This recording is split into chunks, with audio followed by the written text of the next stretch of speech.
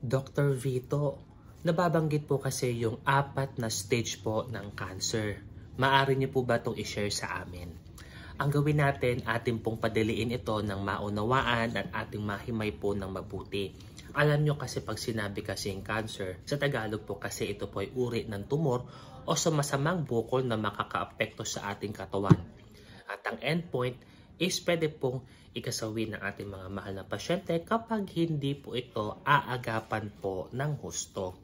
Kaya kung kayo po ay nakakaranas po ng mga simptomas na biglang pangpayat, may nakakapa kayong bukol, nasasamid kayo, nawawalan kayong ganang kumain, parang nilalagay sa hapon, nakakaramdam kayo ng panghihina kahit kumain kayo kumakain, magandang ipasuri po sa mga doktor nang sa ganon maiwasan po natin ang hindi inaasahang trahedya.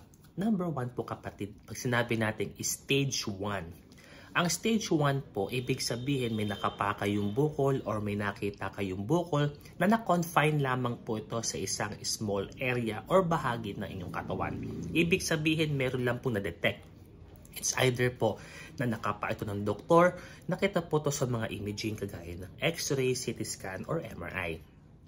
Pangalawa kapatid, yung stage 2. Pag sinabi natin stage 2, ibig sabihin mas lumaki po itong tumor. Ibig sabihin mas malaki po ito dun sa nakita po na bukol na hindi po natin inaasahan din. Na kalamitan po nagkakaroon din po ng konting simptomas na mas malaki po sa unang nakapa. Kaya po kapatid, napaka-importante po na kapag mayroong pagbabago sa ganitong katawan ay pinapasuri natin kaysa po tayo kabahan. At tayo ay kung anong inisip, kung ang ating i-research, ipakonsulta po sa doktor nang ma-verify ito.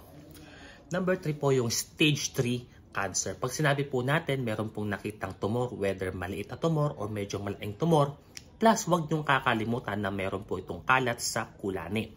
Itong kulani po kasi na nakakapatay sa mga leeg, sa mga singit, at kung saan man, ito po ay unang depensa po ng ating katawan.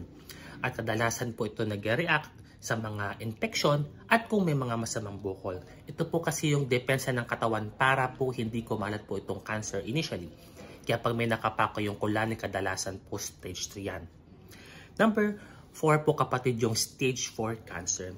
So kadalasan may nakapang bukol, may nakapang kulani at may kalat po ito sa ibang parte ng katawan. So ang include po sa stage 4 cancer, may kalat sa ibang parte ng katawan aside kung saan nakita po yung tumor.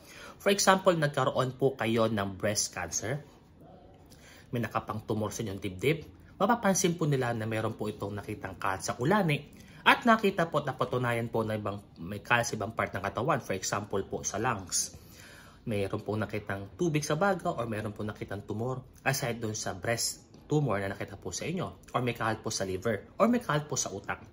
Kadalasan po ito po yung mga endpoint po ng cancer. Sinasabi po natin na hindi na po siya operable. Ito po ay palliative, ibig sabihin po is maging komportable po ang buhay ng ating pasyente. Not unless po kapatid may biyaya pa rin po sa ating Panginoon na tayo po ay gumaling. Kaya po kapatid, napaka-importante pong alam po natin itong mga stage ng cancer kasi po magkakaiba po kasi ng modality kung paano po ito ginagamot, paano po ito dinadiagnose. So mas mainam pa rin po ang mas magpakonsulta sa doktor nang sa ganon makonfirma kung nasaan bahagi po tayo ng ganitong karamdaman. Ito po si Dr. Vito, ang inyong Mindoreñong manggagamot.